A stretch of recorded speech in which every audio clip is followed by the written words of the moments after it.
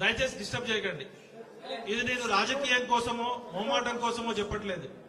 కవితక్క పుట్టింది కేసీఆర్ కుటుంబంలో కావచ్చు, కానీ ఒక మామూలు మహిళ ఎన్ని కష్టాలు పడ్డదో నాకు అన్ని ప్రత్యక్షంగా తెలుసు. ఎందుకంటే కవితక్క అమెరికా నుంచి వచ్చినాక తెలంగాణ పౌర సమాజం నుంచి ఒక పేపరు ఛానల్ పెట్టాలని చెప్పి నేను పరిచయం కావడం జరిగింది. ఆ కష్టాలు నష్టాలు అన్ని తర్వాత చెప్తా. గానీ ఈ రోజు నేను ఇక్కడికి రావడానికి ప్రధాన కారణం కేసీఆర్ కూతురుగా తాను రాజకీయాల్లోకి రావచ్చు, తెలంగాణ జాగృతిగా మనం పరిచయం కావచ్చు, బతుకమ్మగా పరిచయం కావచ్చు. కానీ ఈ రోజు తెలంగాణ కష్టాల్లో ఉంటే ఏ రాజకీయ పార్టీ పోరాటం చేయకుండా ఓన్లీ నుమాయిష్, మన నాంపల్లిలో ఎగ్జిబిషన్ జరిగినట్టు ఎగ్జిబిషన్ కి పోయొచ్చినట్టు పోయేస్తున్నారు. నిన్న నేను 12 గంటలకి ఖమ్మం చేరుకొని అక్కడ దీక్షా శిబిరం దగ్గర గానీ అంబేద్కర్ భవన్ దగ్గర ఉంటే, నేను ఒక మామూలు మధ్యతరగతి కుటుంబంలో పుట్టి నాకు కూడా సొంత ఇల్లు లేదు. అలాంటి నేనే ఒక 5-6 గంటలు అక్కడ ఉండలేకపోయినా.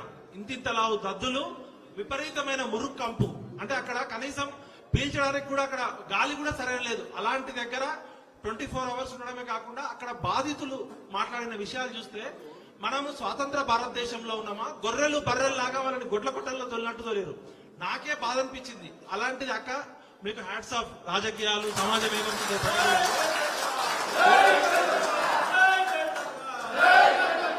అయితే కొన్ని విషయాలు కులం మాట్లాడుకోవాల్సిన సందర్భం. కవితక్కతో నాకున్న పరిచయం ఒక సోదరిగా పరిచయము. కవితక్క మీద అందరూ అపోహలు చేసి ఆ లిక్కర్ స్కామ్ వచ్చినప్పుడు నేను కూడా మాయలో పడిపోయి నేను కూడా 4 రాళ్లు వేసిన వాడిని. అక్క దానికి క్షమాపణ చెప్తున్నా. అయితే కోర్టులు తేల్చాలి, కోర్టులు అనేది తేల్చాలి. ఈ రోజు సిబిఐ కోర్టు అనేది చెప్పింది కవితక్క క్లీన్ చిట్ ఇచ్చింది అనేది. ఆ వివరాలు మళ్ళీ పక్కకి పెడితే ఉన్నది ఉన్నట్టు కుండ బద్దలు కొట్టినట్టు మాట్లాడడం అనేది మా నాన్నగారు నాకు ఇచ్చినది. కేసీఆర్ మంచి చేసినప్పుడు నెత్తిన పెట్టుకొని తెలంగాణ జాతిపితలాగా చేసినాం. కేసీఆర్ నియంతృత్వ ధోరణితో అహంకారంతో ప్రశ్నించినప్పుడు కేసీఆర్ గద్దె దింపడానికి మొట్టమొదటి తిరుగుబాటు చేసిన వ్యక్తిని నేను. ఇవాళ కవితక్క కేసీఆర్ కూతురుగానే పరిచయం అయినప్పటికీ కూడా తెలంగాణ జాగృతిగా, తెలంగాణ బతుకమ్మగా, తెలంగాణ బొడ్డెమ్మగా ఎవరు అవునన్నా కాదన్నా తెలంగాణ బతుకమ్మని ప్రపంచ వ్యాప్తంగా పరిచయం చేసిన వ్యక్తి అవునా కాదు. అయితే కవిత గారు ఏమన్నా తప్పులు చేస్తే కోర్టులు నిర్ణయిస్తాయి. కానీ ఇవాళ ఆమె అన్ని పక్కకు పెట్టి అన్ని రాజకీయ పార్టీలని వినమ్రంగా మేము నమస్కరించి అడుగుతున్నా. ఇవాళ ఖమ్మం జిల్లా ప్రజలు దుఃఖంలో ఉన్నారు. మంది కొంపలు కూల్చే మంత్రులు, 3 మంత్రులు అక్కడ మంది కొంపలు కూల్చే ముఖ్యమంత్రులు ఇవాళ తెలంగాణని రాక్షసులు రామాయణ మహాభారత కాలంలో ఉన్నారని విన్నాం. కానీ ఇలా ఖమ్మం జిల్లా వెలుగుమట్లలో 3 రాక్షసులు ఆ పేద ప్రజల ఉసురు తీసుకుంటున్నారు. అలాంటి సమయంలో ఏ రాజకీయ పార్టీ చేయలేని సాహసం ఒక కవితక్క ఆడబిడ్డగా అక్కడికి వెళ్ళి చేసింది. దూత్ కా దూత్, పానీ కా పానీ. కవితక్క మంచి చేస్తే నెత్తిన పెట్టుకున్నాం, కవితక్క తప్పు చేస్తే బరాబర్ అడుగుతాం. కాబట్టి కవితక్క ఈ రోజు ఇక్కడ ఒక జాగృతి పార్టీలో జాయిన్ కావడానికో, జాగృతి సంస్థలో జాయిన్ కావడానికో, కవితక్క డప్పు కొట్టడానికో నేను ఇక్కడ రాలే. కవితక్క మంచి పని చేస్తుందని నా హృదయపూర్వకంగా నమ్మి ఇక్కడికి రావడం నా బాధ్యత కాబట్టి వచ్చా. చాలా మంది మా జర్నలిస్ట్ మిత్రులు, లేకపోతే కేసీఆర్ కుటుంబాన్ని వ్యతిరేకించే మిత్రులు, లేకపోతే కవితక్క అంటే పడనోళ్ళు చాలా మంది బిడ్డలు కూడా అమ్ముడు పోయిండు ఇంకా ట్రోలింగ్ స్టార్ట్ చేస్తారు. మీరు ఎవరేమంటే అనుకుంటారా భయ్, నా మనస్సాక్షికి నేను సాక్ష్యం. ఒకటే చెప్తున్నా, మోహరించిన సైన్యాలనైనా ఆపవచ్చు కానీ ముహూర్త వాసనమైన ఆలోచనలు ఎవరూ ఆపలేరు. ఈ రోజు తెలంగాణ ప్రమాదంలో ఉంది, తెలంగాణ ఆపదలో ఉంది. మనందరం చేయలేని ఒక సాహసమైన ప్రక్రియ 24 గంటల పాటు ఖమ్మంలో ఉండి చుక్క నీరు కూడా ముక్కకుండా నిరవధిక నిరాదీక్ష చేసిన కవితకు జేజే అని చెప్తూ, మా అన్న విశారదన్ మహారాజ్ ఎక్కడున్నాడో ప్రభుత్వం ఇమీడియట్ గా చెప్పాలి. తెల్లవారుజామున 3 గంటల నుంచి పోలీసులు, ఒక 100 మంది పోలీసులు నిద్రలో ఉంటే ఒక గాజా మీదనో ఒక ఇజ్రాయిల్ పాలస్తీనా మీద పడినట్టు 5 గంటలకి మగ పోలీసులు లేకుండా అమానుషంగా ఒక ఆడబిడ్డని ఈడ్చుకుపోయారు. ఇప్పుడు విశారదన్ మహారాజ్ గారి ఆరోగ్యం పరిస్థితి బాగాలేదు. విశారదన్ మహారాజ్ గారిని ఎత్తుకపోయి దాదాపు 5-6 గంటలు అవుతుంది. ఇంతవరకు పోలీస్ డిపార్ట్మెంట్ నుంచి ఎటువంటి ఇన్ఫర్మేషన్ లేదు. ఆయన ఆరోగ్యం బాగాలేదు. ఆయన ఇప్పటికే 10,000 కిలోమీటర్లు 50,000 కిలోమీటర్లు యాత్ర చేసిండు.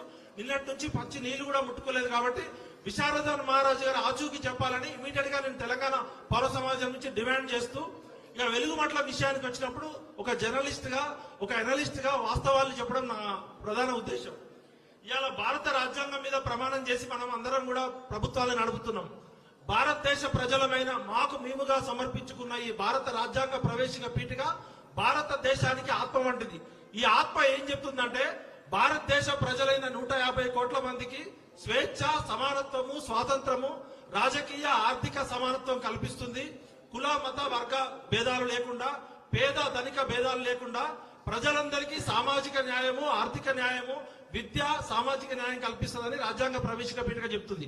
మరి అలా ఖమ్మం జిల్లాలో రాజ్యాంగం అమలు అవుతుందా లేదా అనేది చూస్తే 1954లో కల్వల రాజారాం అనే వ్యక్తి 62 ఎకరాల భూమి లేని నిరుపేదలకి భూదానం చేసిండు. ఇలా మనకి దానాలు తెలుసు, భూదానము, అన్నదానము, విద్యాదానము, కన్యాదానము. 1954లో 62 ఎకరాల భూమి లేని నిరుపేదల కోసం భూమి ఇస్తే 78 సంవత్సరాల స్వతంత్ర భారతావనంలో ఈ ఖమ్మం జిల్లా ప్రభుత్వానికి, తెలంగాణ ప్రభుత్వానికి, ఆంధ్రప్రదేశ్ ప్రభుత్వానికి పేదలే దొరకలేదు. అంటే నిరుపేదల కోసం భూమి దానం చేస్తే ఇంతవరకు ఆ భూమిని సవ్యంగా పంచలేదంటే రాజ్యాంగం విఫలమైంది. ఒకవైపు రాహుల్ గాంధీ గారు రాజ్యాంగం పట్టుకొని కాశ్మీర్ నుంచి కన్యాకుమారి వరకు తిరుగుతారు, జోడో యాత్ర, న్యాయ యాత్ర అని చెప్పి. కానీ రాజ్యాంగాన్ని రేవంత్ రెడ్డి ప్రభుత్వం ఫైనాన్షియల్ గ్యాంగ్ రేప్ చేస్తుంది, రాజ్యాంగాన్ని డిస్ట్రాయ్ చేస్తుంది. We are shame on you mister Rahul Gandhi, we are shame on you madam Sonia ji, Priyanka ji, we are shame on you. మీకు ఎందుకు సపోర్ట్ చేసినాం? కేసీఆర్ గారు నియంతృత్వ పాలన చేస్తుండు, అవినీతి పాలన చేస్తుండు, ప్రజాస్వామ్య విలువలను తుంగలో తొక్కుతుండని చెప్పి రాహుల్ గాంధీ గారిని నమ్మి మేము 31 నియోజకవర్గాల్లో సోనియా గాంధీ గారి దూత అయినటువంటి దాస్ మున్షి, ప్రియరంజన్ దాస్ మున్షి భార్య దీపా దాస్ మున్షి గారు, ఇప్పుడున్న కాంగ్రెస్ ఇన్ఛార్జి ఆమె మన మేడం మీనాక్షి నటరాజన్ గారు, Congress working committee member doctor Ajay Kumar గారు, వీళ్ళు ముగ్గురు మా ఇంటికి వచ్చి బతిలాడారు. ఎట్టి పరిస్థితుల్లో తెలంగాణ పౌర సమాజం నుంచి మీరు సపోర్ట్ చేయాలని చెప్పి వాళ్ళు ఎన్నో హామీలు ఇచ్చారు, మేనిఫెస్టోని తుంగలో తొక్కిరు. వాళ్ళు చెప్పకుండా ఇచ్చిన హామీ ఏమంటే ప్రజాస్వామ్య హక్కుల పరిరక్షణ అని చెప్తున్నారు. ఇవాళ కవిత గారి మీద, విశారద మహారాజు గారి మీద జరిగిన దాడి ప్రజాస్వామ్యానికి సిగ్గుచేటు. ఆడ పోలీసులు లేకుండా అర్ధరాత్రి తెల్లవారుజామున ఎటువంటి మానవీయ విలువలు లేకుండా బర్రెల్ని గొర్రెల్ని ఎత్తుకపోయారు. అదృష్టవశాత్తు నేను తుడిలో తప్పించుకొని ఇక్కడికి రాగలిగిన. ఇవాళ ఖమ్మం జిల్లా బ్లీడింగ్ అవుతుంది.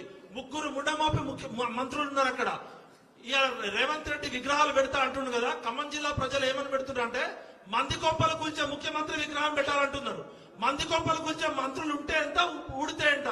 ఇవాళ పొంగులేటి శ్రీనివాసరెడ్డి అనే కాంట్రాక్టరు, ఆయన ఏ పార్టీ మారితే ఆ పార్టీ మారుతున్నాడు. పొంగులేటి శ్రీనివాసరావు నాకు పర్సనల్ గా బాగా క్లోజే, తుమ్మల నాకు పర్సనల్ గా క్లోజే. మీ అనుభవం ఏడికిపోయింది తుమ్మల నాగేశ్వరరావు గారు? పేద ప్రజలు, కల్వల రాజారాం అనే వ్యక్తి పేద ప్రజలకు దానం చేసిన భూమిని మీరు ఎందుకు ఎక్కబడుతున్నారు గద్దల్లాగా? కొన్ని విషయాలు నేను రాజ్యాంగ పరంగా మాట్లాడదలుచుకున్నా. ఆయన collector Anudeep Durishetti IAS all India topper అట. వెలుగుమట్ల విషయంలో జిల్లా కలెక్టర్ పేద ప్రజలకు అందించిన రాజ్యాంగ హక్కును పాటించడంలో విఫలమయ్యాడు మరియు ప్రాథమిక హక్కులను ఉల్లంఘించాడు. మంత్రుల ఆదేశాలను పాటించాడు. ప్రాథమికంగా భూములు అనేవి ప్రభుత్వానికి లేదా ప్రైవేటు వ్యక్తులకు చెందినవి కావు. అవి పేదల కోసం పనిచేసే ఒక ట్రస్ట్ కు చెందినవి. అవి ఏమన్నా అభ్యంతరం చెప్తే భూదాన్ ట్రస్ట్ బోర్డు అభ్యంతరం చెప్పాలి.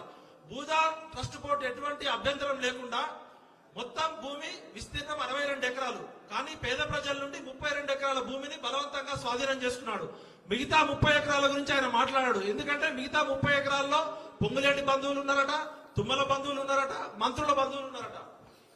రాజ్యాంగం యొక్క ప్రాథమిక హక్కును ఉల్లంఘించడం తప్ప మరొకటి కాదు. ఆ భూమి ప్రభుత్వానికి లేదా ప్రైవేటుకు చెందినది కాదు, పేద ప్రజల కోసం చేసినది. భూదాన్లోని అనేక భూములు 28,000 ఎకరాల భూమి తెలియని వ్యక్తులు ఆక్రమించారు. వాటిలో ఎక్కువ భాగం వ్యవసాయ భూములు. ఇక్కడ ఏం చెప్తున్నంటే ఈ వెలుగుమట్ల సంఘటన అనేది ఒక చిన్న సంఘటనగా చూడొద్దు. నేను ఇవాళ అన్ని పక్కకు పెట్టి, ఇగో ప్రాబ్లమ్స్ అన్నట్టు అన్ని పక్కకు పెట్టి, ఎవరు ఏమనుకున్నా పక్కకు పెట్టి ఇవాళ నేను ఇక్కడికి రావడానికి ప్రధాన కారణం మీ ద్వారా మొత్తం నేషనల్ మీడియాకి తెలవాలి. ఇక్కడ రాజ్యాంగాన్ని కూని చేస్తున్నారు, ప్రజాస్వామ్యాన్ని కూని చేస్తున్నారు. ఈ సంఘటన ఒక